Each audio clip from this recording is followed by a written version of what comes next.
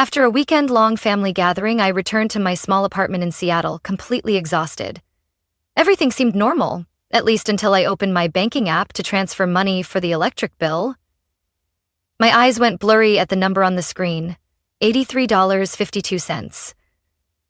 I checked it 3 times, then again, certain it wasn't a glitch or my tired eyes playing tricks. Just 2 days ago, I had over $9,000 in that account. I felt the blood drain from my body. My heart pounded like someone was knocking from inside my chest. With shaking hands, I immediately called the bank.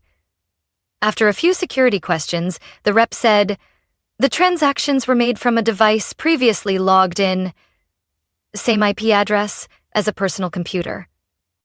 I stood up, grabbed my keys, and drove straight back to my mom's house, the same place that just hosted our biggest family gathering of the year. I still couldn't shake the images of everyone hugging and laughing from my mind. And yet, just hours later, I stood there again, in the old kitchen I grew up in, reaching for a glass of water from the cupboard, my heart still reeling from shock. "You're back already?" My sister Amanda's voice floated in from the living room, casual and carefree like nothing had happened. She sat on the couch with her legs crossed, holding a glass of red wine, not the slightest hint of concern on her face. "I just checked my account." I tried to keep my voice steady, but the tightness in my throat betrayed me. Nathan, my brother-in-law, walked out from the kitchen holding a soda can. He leaned against the fridge, looking half amused, half dismissive. "Oh, that?" Nathan smirked. "We needed that money more than you did, Alyssa." It hit me like a slap across the face. I froze, stunned, unable to form a single word. Amanda chuckled softly, shrugging like I was overreacting. "Don't be so dramatic," she said. "You've got a good job, no debt, no kids. You live alone." I turned to my mom. She was sitting in the corner knitting, her expression as calm as ever. "Mom, did you know about this?" She sighed, not looking up. Her voice was gentle, like I'd just complained about the soup being too salty. "You're always so sensitive. You have more. What's wrong with helping a little?" I turned to my dad, who was glued to his phone. He mumbled without looking up. "Don't use harsh words. It's family business." I couldn't believe what I was hearing. "But how did you even get into my banking info?" Amanda shrugged. "I used Mom's computer and saw your account was still logged in. If you didn't log out..." She said it like I was the one at fault, like what they did was perfectly justified. My hands clenched, nails digging into my palms. My heart was racing. Nathan shrugged like this was all no big deal. "It's not like we bought luxury stuff, rent, groceries, just to survive.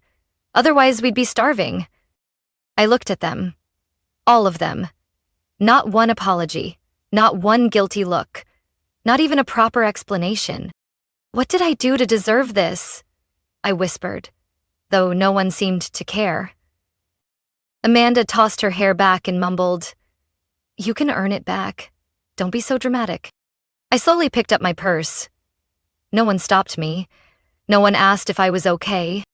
My mom only said, out of habit, "Don't forget Sunday dinner." I walked to the door, heart pounding, empty inside. But before I left, I paused at the doorway, hand on the knob, then looked back.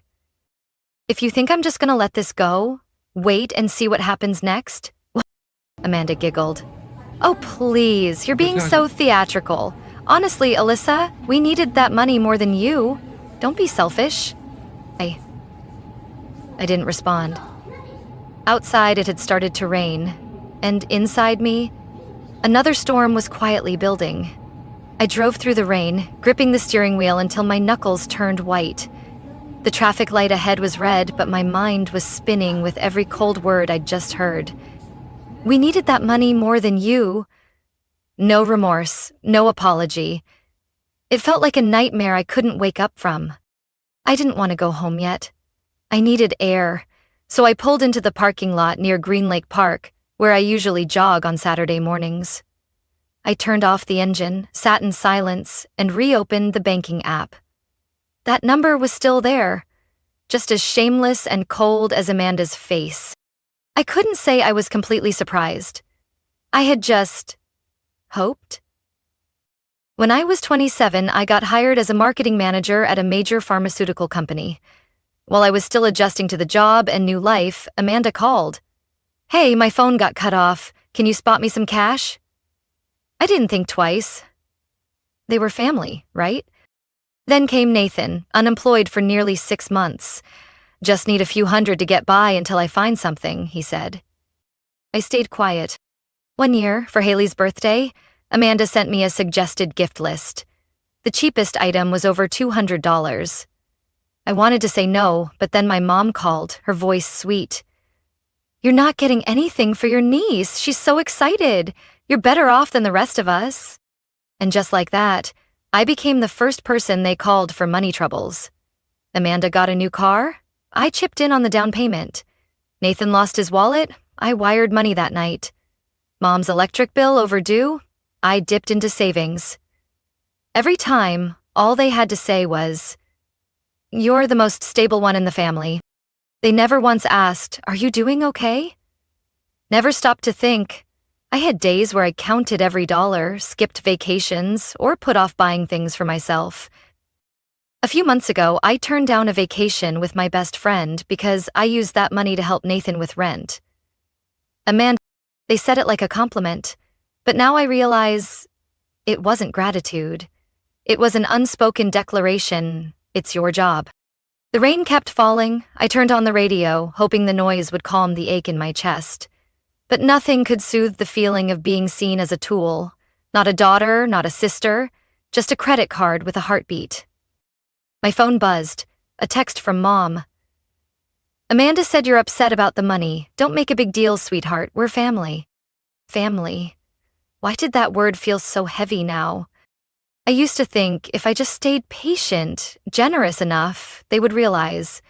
Maybe say thank you, or at least ask how I was.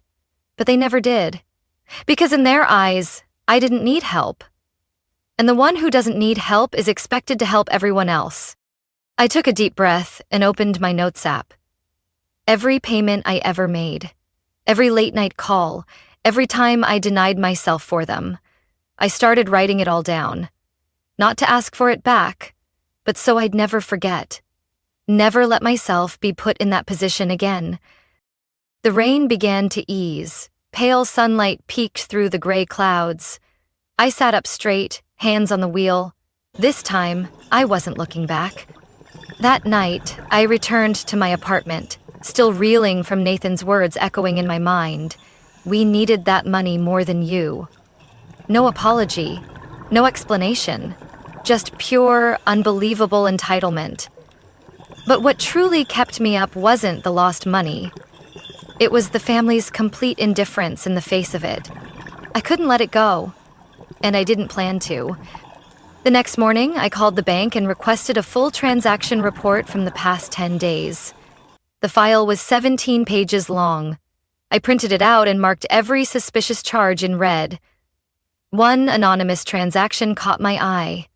Almost $2,800 from an IP address. That matched my mom's house. Yes, I'd used a computer there before, but never logged into my bank account and just left it open. I had only checked email and my calendar. Someone in that house had accessed it, remembered my info, and waited for the right moment. That weekend, I returned to Mom's house like it was a casual visit. The roast smelled the same as always, but the air was thick with tension. Amanda sat at the head of the table, avoiding my eyes. Nathan was overly relaxed, pouring lemonade like there wasn't a fire burning under the surface. I didn't waste time. "I reviewed all my transactions," I said, placing the paperwork on the table. "My account was accessed from Mom's computer. I was here that day, yes, but I didn't log into my bank. So, who took the info?" No one answered. My mom kept her head down, picking at her salad like I'd just asked about the weather. Dad sat in silence behind his open newspaper. Only Amanda spoke, her voice small but laced with sarcasm. "You left it logged in. It's not like we hacked into anything." I looked straight at her. "So you admit it? Amanda shrugged. I just saw it open. You didn't lock it, and it's not like it's the first time you helped. I didn't agree to this time. Nathan set his glass down with a soft clink. You're always so dramatic. This isn't stealing, it's helping each other. It's family. No, I said firmly. Helping is when someone asks and the other agrees. This was taking, without asking.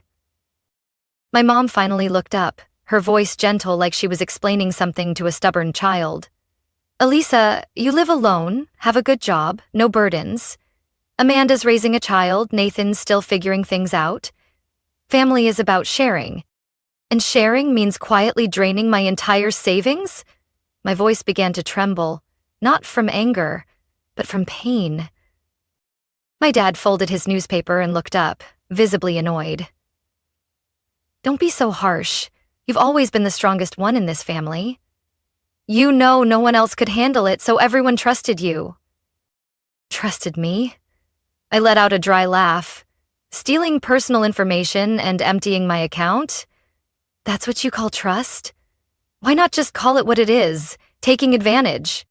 Amanda slammed her hand on the table, the first time she lost her cool. We didn't splurge on anything. It was for rent, medication for Haley, car repairs. I'm exhausted. You're exhausted? What about me? I looked at each person in that room, the people I once called family. I was exhausted too.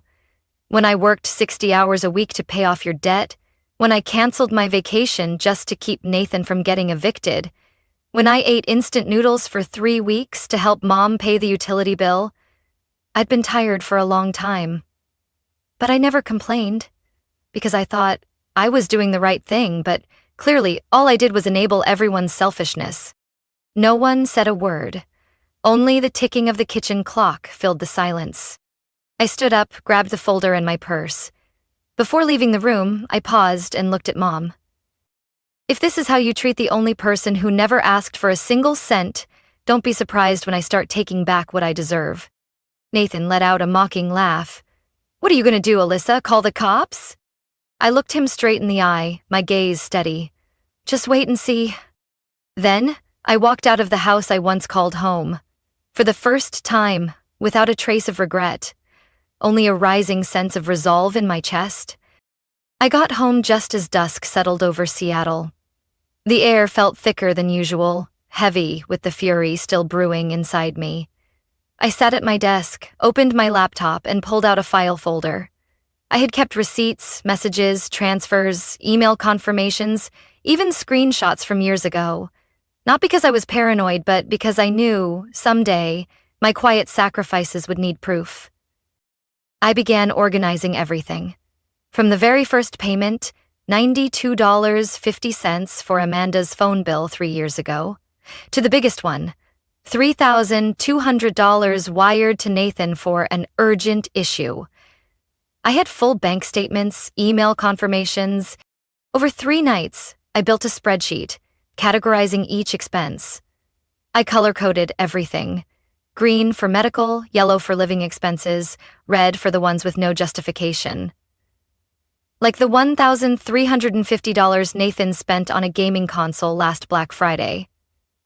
I remembered it clearly because I had to skip a winter trip with coworkers just to make my insurance payment. On Monday morning, I went to the Financial Crimes Division downtown, bringing all the printed documents, a USB with the spreadsheet, and a completed complaint form.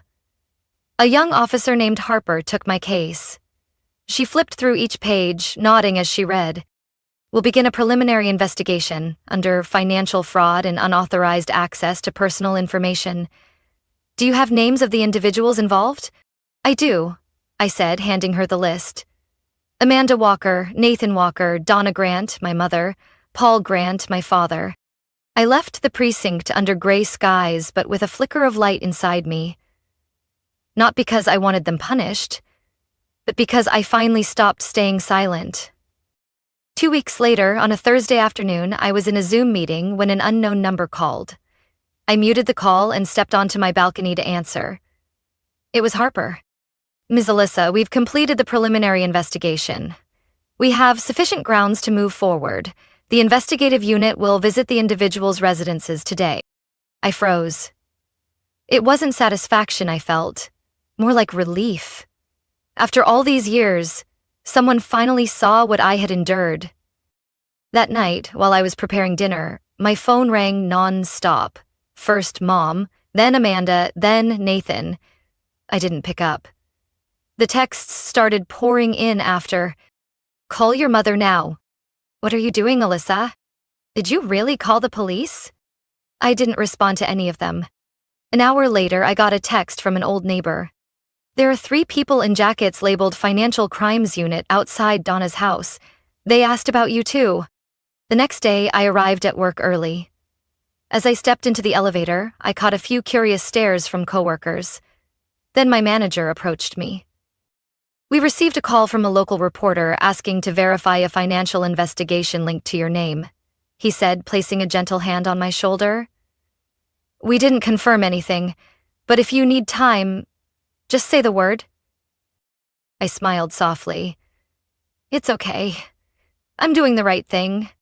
That evening, I sat by my window, watching the lights glow from the surrounding apartments. Amanda's words still echoed in my head. "I swear, this family only survives because of you." Yes, they survived. Because of me. But they never saw me as a person, just a wallet, a tool.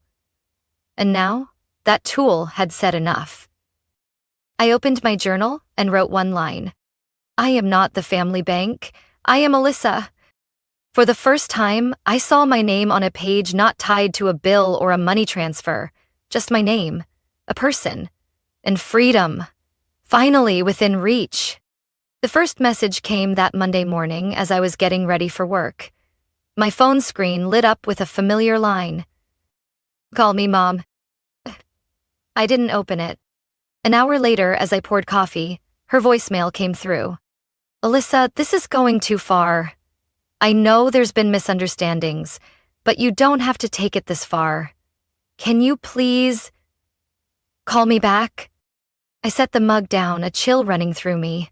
Her voice was the same, soft, gentle, as if By noon, Amanda sent a long text. "My bank account is frozen. I can't pay Haley's tuition. I don't know what to do. You win, okay? Are you happy now?" That last sentence made my skin crawl, as if this was a game I started, as if they were just unwilling players dragged into it. But I knew the truth. I wasn't trying to win. I was just done enduring. The next day, Harper called with an update. "Alyssa, we've confirmed the amount withdrawn and misused. Amanda is now under investigation for unauthorized transfers. Nathan is implicated in withdrawing funds from an unapproved device.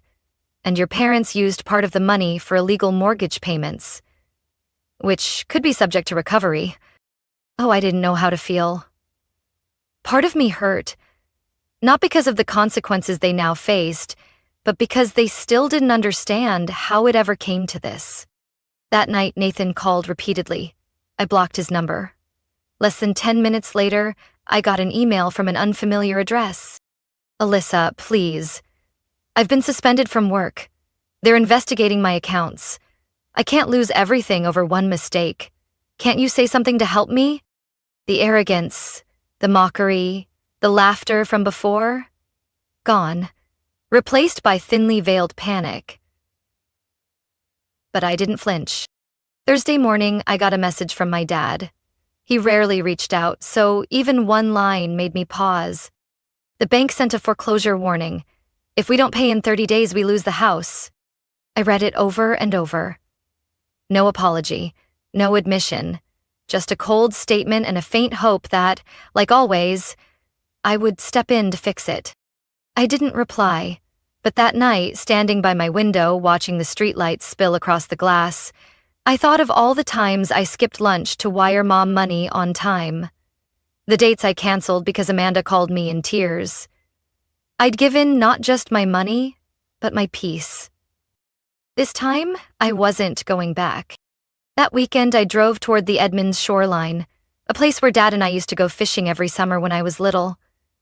No one knew where I was, no one asked how I was doing. The same people who called me their lifeline now only reached out to salvage the damage they caused. Mid-afternoon, my phone lit up again. A message from Mom. "Alyssa, I'm begging you. I know I was wrong, but if we lose the house, I don't know how I'll survive. Please, don't abandon me." I stared at the screen for a long time. That message made my chest tighten. But not from guilt. From the realization that even now, she was thinking about the house, not me. No one asked if I was okay. I set my phone down and stepped onto the sand, letting the ocean breeze blow away the heaviness in my chest. I knew I had entered the hardest part. The part where they'd call me cruel, ungrateful, even destructive. But also the part where I was no longer expected to carry what was never mine to hold. I looked out at the vast water. For the first time in years, I wasn't thinking about bills, money requests, or late-night calls. I was thinking about me, and the peace I was finally starting to feel, piece by piece. 3 weeks later, I filed for an extended leave of absence.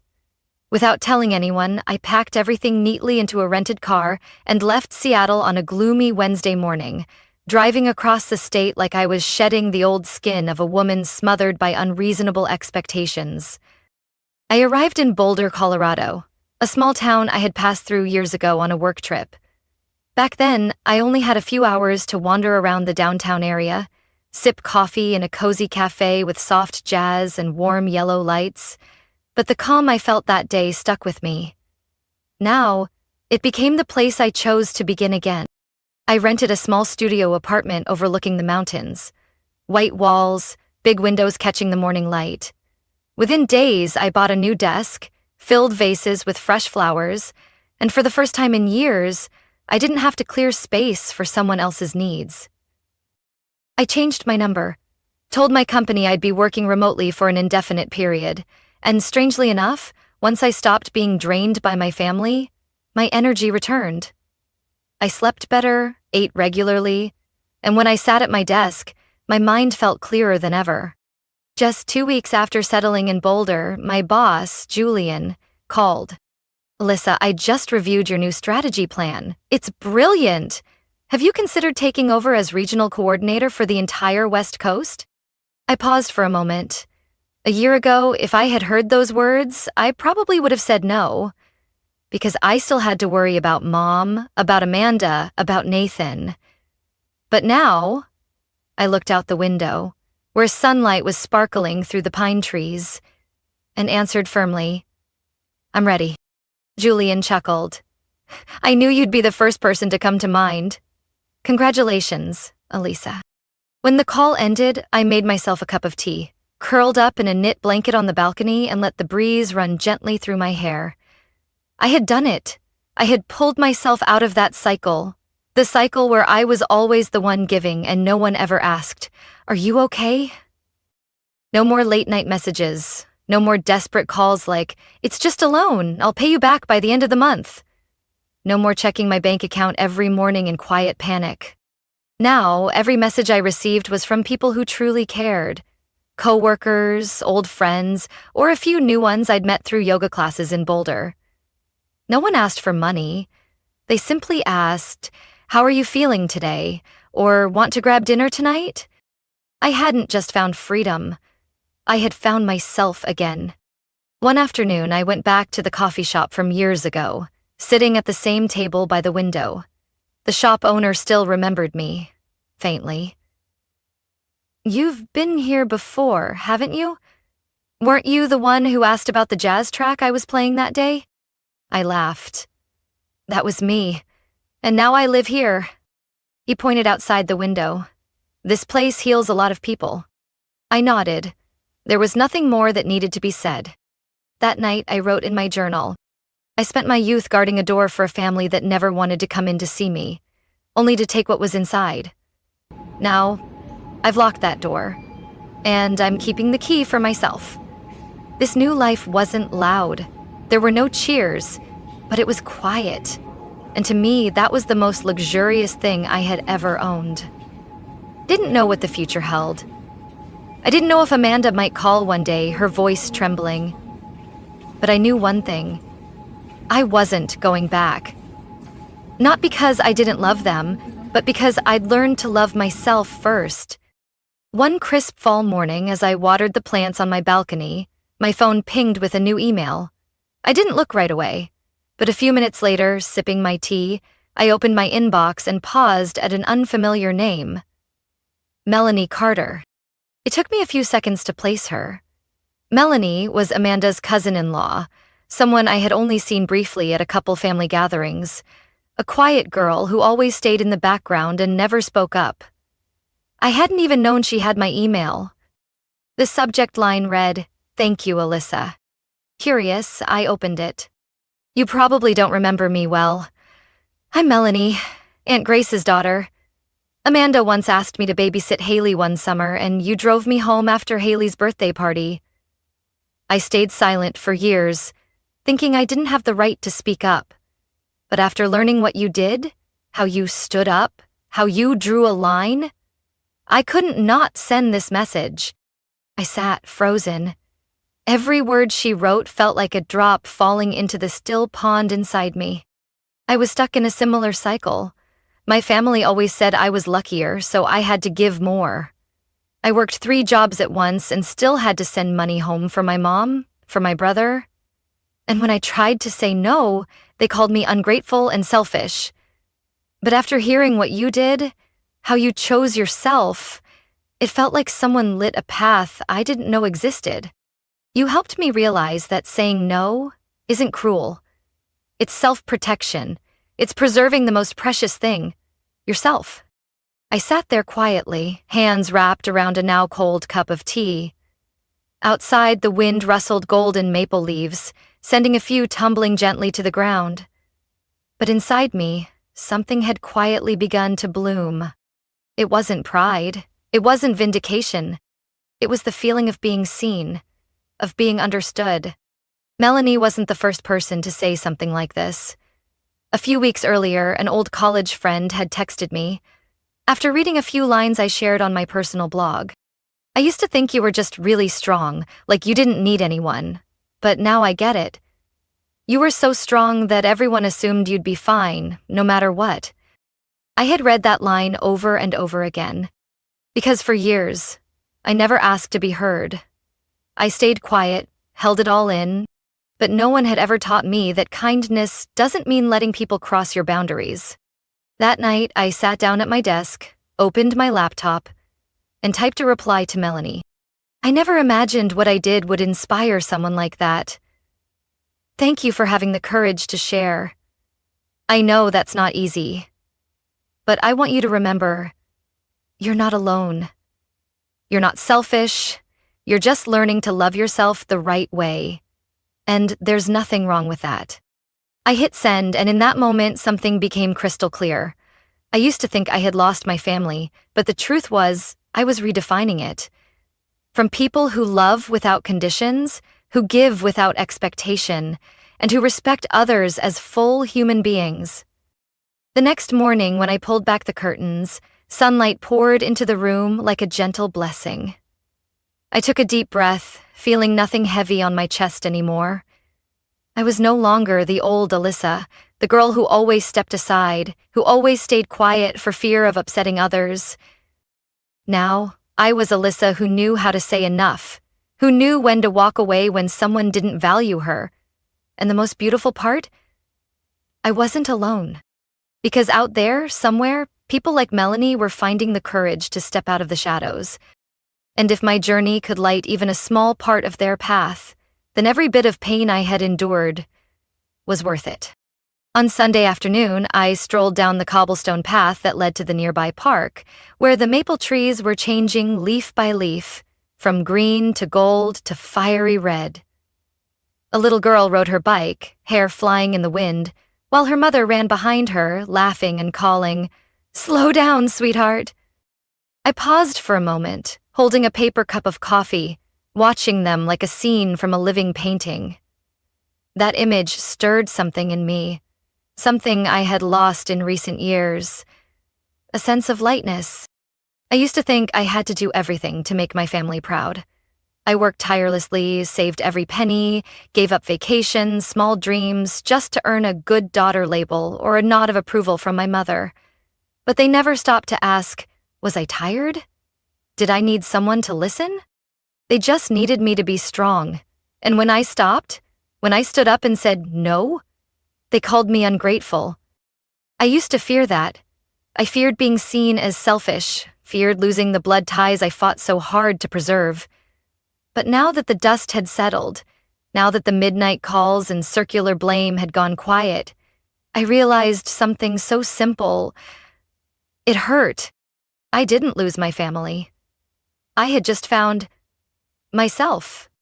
And that person, the Alyssa I am today, no longer lives to please anyone but herself.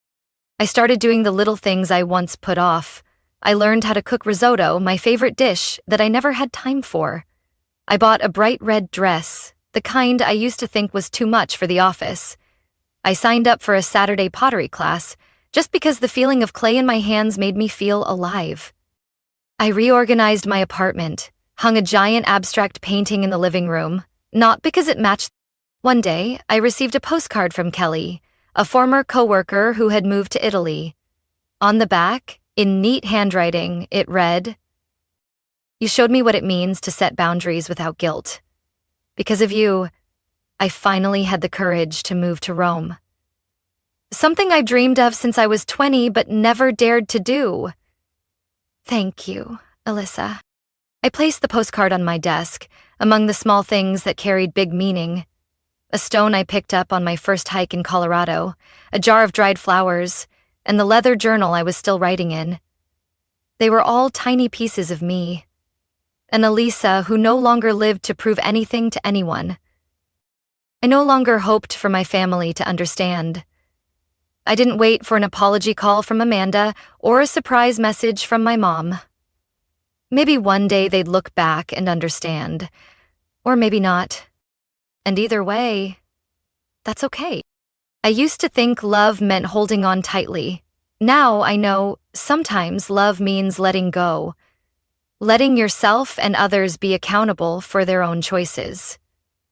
When you stop trying to be so kind that you erase your own limits, you'll realize the people who truly value you will never ask you to burn out for them. I still remember a quote from some writer, "You don't have to set yourself on fire to keep others warm." And when I stopped burning for their expectations, I realized the warmest light doesn't come from sacrifice. It comes from the peace of living true to who you are. On that leaf-strewn path, I walked slowly. No rush, no escape, no. Alyssa's story is a powerful reminder that you are not obligated to sacrifice yourself just to preserve a relationship labeled family when it lacks respect. When you set boundaries and choose yourself, you're not being selfish. You're living truthfully. Not everyone will understand that, but the peace you find will be worth it. Because sometimes, walking away from family isn't a loss. It's the first step toward reclaiming your true self and your real worth. What do you think about Elisa's choice? Was she right to put herself before family obligations? Share your thoughts in the comments below. And don't forget to follow the channel for more heartfelt, real-life stories.